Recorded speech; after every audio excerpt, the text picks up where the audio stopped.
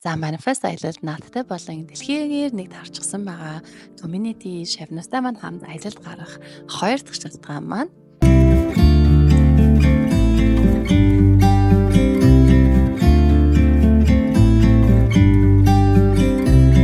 бид нар амьдралдаа аудит хийж сурах. За амьдралдаа аудит хийнэ гэхэлэр юу гэсэн үг юм бэ гэж та магадгүй бодож байгаа. Одоо аудиторууд байдаг шүү дээ. Ингээд компани дээр очоод юу нь болж байгаа нь юу болохгүй байна гэд бүх хэмийг нь ерөөсөө байгуулгын бүтэц зохион байгуулалтаас нь ахуулаад санхүүгийн тайлан хүртэл бүгдээр ингээд шинжил судлаад тий бүх юм нь болж гинэ үгүй юу гэдгийг ингээд гаргадаг хүмүүс чинь аудитор гэдэг байгаа. За амьдралдаа аудит хийнэ гэдэг энэ одоо чадварыг би нэлээд олон жилийн өмнө өөртөө ингээд суулгаа. Тэрнээс хойш амьдралдаа маш ойр ойрхон аудит ингээд хийгээд явж байгаа. За аудит хийгээд явхад ямар их хэрэгтэй байд юм бэ гэдгийг бол одоо би өөрөө болон миний шавнар маань одоо ялангуяа 2024 онд manifestation program цусан career coaching цусан шавнар маань бол айгүй сайн мэдж байгаа. За бид нар яагаад амьдралаа аудитлах ёстой гэж та бодод. За одоо би хамгийн эхнийхээ шалтгаанаар та бүхэндээ амьдралын утга учир болон цаг хугацааны талаар ярьсан тийм үү. За цаг хугацаанд аудит хийхийг айгуу чухал. Бидний нэг хамтдаа хийдэг байхгүй юу? Тэгээд бидний алтан цаг хаашаа яваад ийна гэдгийг мэдэхгүй ингээд байгаад ах юм бол та яг л нөгөөх л зуршилтайгаа өдөр хоногийг өнгөрүүлэл яг тэрнтэй адилхан тэр чигээрээ амьдралтаа ингэж аудит хийх. Одоо жишээлбэл таны амьдарч байгаа, оршиж байгаа энэ орчин чинь тэ ямар байна? Яагаад вэ гэхээр бидний нүдэнд харагдаж байгаа болгон чинь бидний тархинд мэдээлэл болж очиж байдаг. За тэр мэдээлэл дээрээ тулгуурлаад биднэрт одоо ямар энерги биед маань байх вэ гэдг нь ингээд тодорхойлогдно. Тэр энерги чинь бидний одоо хандлагыг өдөр болгон гаргаж байгаа хандлага, шийдвэр гэх бүх юмнуудад ингээд шууд нөлөө үзүүлээд. За тэгэнгүүт чинь хэрвээ та маш одоо юм cluttered гэдэг нь маань эмх цагт самбраагүй маш олон юм ингээд нүдэнд чинь ингэж харагддаг байгаа орчинд оршиж амьддаг бол эсвэл ажилдаг бол таны тархинд байгаа бодлууд чинь яг тэрнтэйгээ адилхан тэрний одоо тал нь байх учраас яг тэрнтэй адилхан маш замбраагүй маш олон ингэж эмх цэгцгүй байна. Тийм болохоор тэр эмх цэгцгүй одоо энэ тархин дотроос чинь одоо тэр гоё урлагийн бүтээл шиг болох гээд байгаа амьдралаа мөрөөдлийн байдлаар чинь урлах тэр шийдлүүд гарч ирэхгүй шүү дээ, тийм ээ. Тийм болохоор бид нар өөрсдийнхөө орчинд аудит хийж сурна. Дээрээс нь өөрсдийнхөө харилцаанд аудит хийж сурна. За энэ бол ерөөсөө oh my goodness амар чухал. Яагаад харилцаанд аудит хийж сурах вэ гэхлээр бид нар хардаа хүн гэдэг бусдаас ер нь амар хамааралтай байна. Одоо би танаас асууя л та. Та хамгийн сүүлд хизээ ууралсан, хизээ уцаарлсан. Тэгээд нөө уурлаж уцаарлаж чинь гэдэг маань ерөөсөө л бид нар чинь өөрөө уурлахгүй бусад хүмүүс таныг уурлуулсан болохоор магадгүй уурлаж байгаа тий. Энэ яагаад гэнэ гэхээр бид нар өөрсдийнхөө одоо power буюу хүчийг бусад хүмүүст өгөөд байгаа. Уурлуул хүн намайг ингэж юмснээс би ууралж байна гэд өөрийнхөө одоо нөгөө нэг өөрийгөө одоо ингэж заалах тэр чадвар одоо бодлын хүч гэсэн бүх юмнуудаа заамаа чи л намайг контролд гэдэг ингээ өгөөд байгаа. Тийм болохоор бидний хүрээлэл байгаа хүмүүс, өдөр тутам харилцаанд орж байгаа хүмүүс, хамт ажилладаг хүмүүс, дотны найз нөхөд гэр бүлийнхэн аав ээж ахын дүүс гэх мэтчлэн энэ хүмүүсийн одоо хандлага бидний амьдралд маш чухал нөлөөлдөг. Тийм болохоор бид нар энийг аудитлаж ямар хүмүүс нь надад эерэг мэдрэмж төрүүлж миний амьдралд эргэн нөлөөлдөг юм байна. Ямар хүмүүс нь миний амьдралд сөргөөр нөлөөлдөг юм байна гэдгийг тогтооцсны үндсэн дээрээс одоо ямар нэгэн хүмүүсээс тодорхой хэмжээгээр заагаа байна. Өөрөө тодорхой хэмжээний boundary үүсгэх гэдэг байдлаар байхгүй ах юм бол бид нар ерөөсөө л нөгөө нэг утсан хүүхэлдэй шиг бусдад амьдралаа ингээд одоо удирдуулсаар ингээд байх болно. За тийм болохоор харилцаан дээрээ аудит, санхүүн дээрээ аудит хийн, карьер дээрээ аудит хийн гэх мэтлэн бидний ер нь бол амьдралдаа аудитлах энэ чадварыг би manifestation програмд сууж байгаа шавнартаа яг би өөрөө яаж амьдралаа аудитлах вэ гэдгийг нь зааж өгдөг гэсэн. Дээрээс нь би ер нь өөрийнхөө хийж байгаа юм болгоно ер нь бол маш хэмжээний судалгаа хийдэг л дээ. Тэгээд нөгөө шинжлэх ухааны судалгаанууд ч гэсэн маш ихээр ингээд гараад ирчихсэн байгаа. Яагаад вэ гэхээр одоо хувь хүний хөгжил гэдэг юм чинь сүүлийн 10-20 жил маш одоо хурцтай ингээд хөгжиж шүү дээ, тийм ээ. За хувь хүний хөгжилтэй хөрөнгө оруулах шаардлагатай байна гэдгийг ер нь бол хамгийн одоо дэлхийн энэ мундаг бизнесмэнүүд болон мундаг алдартай хүмүүс дээрэс нь эн чинь тэр чигээр амар тийм энэ том индустри болчихсон ингээд явж байгаа учраас энэний талаар хийсэн судалгаанууд маш олон байна. Тийм болохоор энэ бол миний өөрийн маань гаргасан зохиосон юм ерөөсөө биш. Зүгээр хамгийн гол нь энийг сураад амьдралдаа дадал болгоод ирснээрээ би яаж мөрөдлийнхаа амьдралыг биелүүлээд ингээд үтээгээд урлаад явж байгаа бэ гэдгийг би та нартайгаа зааж өгнө гэсэн. Тийм болохоор бүгдээрээ manifestation програмда хамтдаа амьдралаа аудитлцгаая. Окей?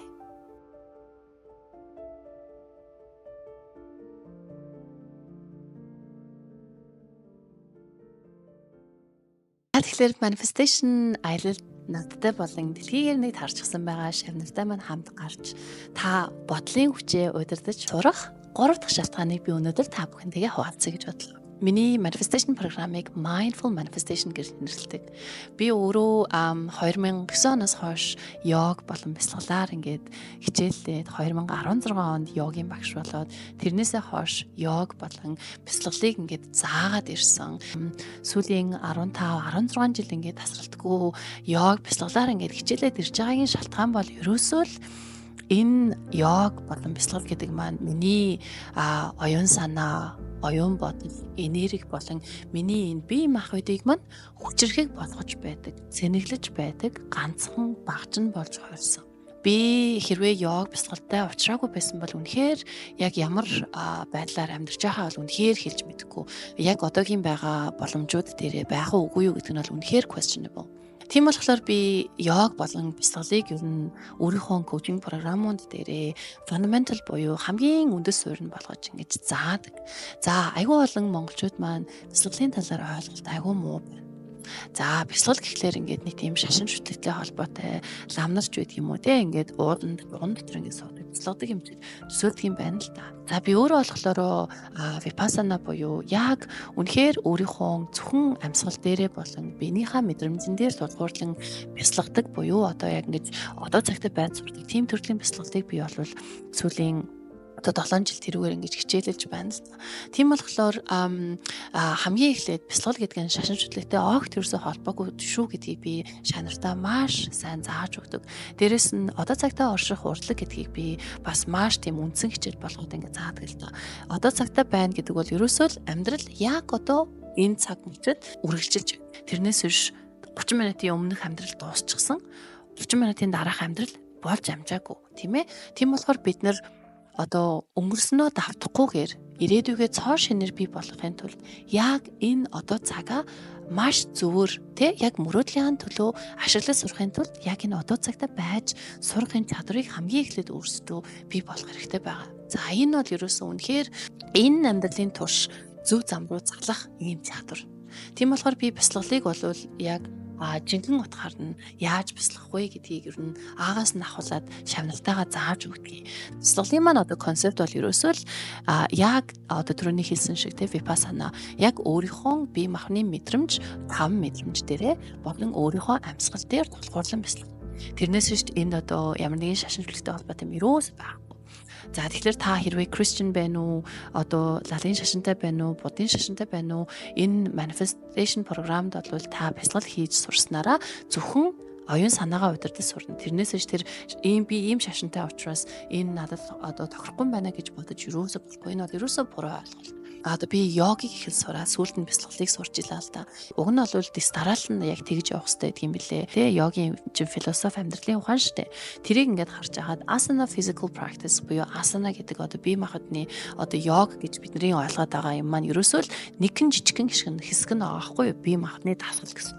За энийг ерөөсөө бид нар хамгийн их сурснараа бясалгал хийх тэр одоо оюун санааны бүрдлээ бий болгож байна. Тийм болохоор йог маань ер нь бол биднийг эрүүлж, чирэг болгож, уян хатан болгохоос гадна хамгийн гол зорилго нь тэр одоо биднэрт оюун санааны фокус, mental focus гэдэг юмыг зааж өгдөг. Анх хүмүүст ингээд бясалгал ингээд заахад бясалгал хийж үзэж байгаагүй, йог огт урд нь хийж үзэж байгаагүй хүмүүс шууд ингээд бясалгахад айгүй амаргүй байдгийн байна гэдгийг би бол шууд ингээд анзаарч байгаа байхгүй юу. Тийм болохоор би өөрийнхөө хийдэг одоо moving meditation гэж ярьдаг. Хөдөлгөөнтэй бясалгал гэсэн. Энэ бол ерөөсөө маш зөөлөн хэмнэлттэй йог йогийн дасгалыг би яг бясалгал маягаар зааж байгаа. За энэ хөдөлгөөнтэй йогондоо бол миний 2024 оны ангийнхан маань үнэхээр дурлсан хөдөлгөөнтэй бясалгал. Үнэхээр дурдлаад ер нь бол тэрийг өдөр болгон хийж байна. Тэгээд урд нь йогийн хичээлд маш олон сууж байсан боловч үнэхээр өөрийнхөө бие махбодыг оюун санааг мэдэрч ингэж йог хийж анхудаа үзлээ гэсэн сэтгэлүүд маш их олон байсан. Тийм болохоор би одоо надтай болон шанартай маань манифест айлд гарснараа йог бясалгал гэдгийг бол яг жинхэнэ утгаар нь сууж гэсэн үг. Тэгээд яг жинхэнэ утгаар нь гэж би яагаад хэлээд байна гэхлээр йог гэхлээр айгүй нэг тийм уян хатан байх ёстой юм шиг тий. Одоо ингээ нэг Instagram дээр ингээд айгүй олон уян хатан хүмүүс, ялангуяа бүжигчин байсан хүмүүс, урд нь бүжигчин байсан хүмүүс багасаа нөгөө нэг би амар уян хатан байгаа штэ.